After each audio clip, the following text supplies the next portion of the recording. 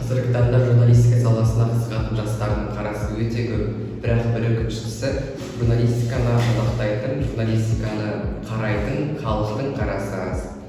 Осы мәселе төңірегінде мен жоба құрдым, журнализм KZ.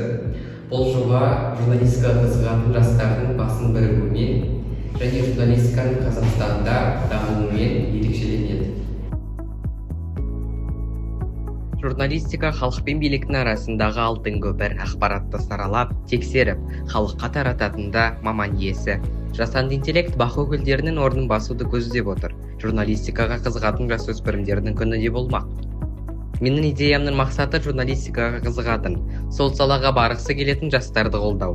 Қазақстан аумағында 60-тан астам оқушылар үйі бар. Онда оқушы тегін үйірмелерге қатысып, өз қабілеттерін шыңдай алады. Журналистикада сол үйірмелер қатарында.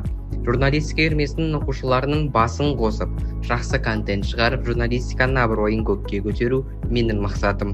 Бала тілі бал, мектебім мақтанышым. Біз қоғамның мүшесі. Осы 3 тақырып төңірегінде репортаждар мен сюжеттер түсіріліп, жоба өз жұмысын ел аумағында кеңінен тарқататын болады. Қазірдің өзінде жоба Алматы қаласындағы нөмірі 174 мектеп гимназияда қарқынды түрде жұмыс істеп тұр. Абдрахман Қайрат, Алматыдан. Мен республикалық жастар қозғалысын дамыту жөніндегі үйлесім кеңесінің мүшесімін. Сол кеңеске осы идеяны енгізу арқылы барлық Қазақстан бойынша журналистикаға қызығатын жастардың басын қосып, керемет бір жоба жасайтыным нақ. Осы жобам Қазақстан бойынша таралып, үздік нәтиже көрсету үшін менің жобама дауыс беріңіздер.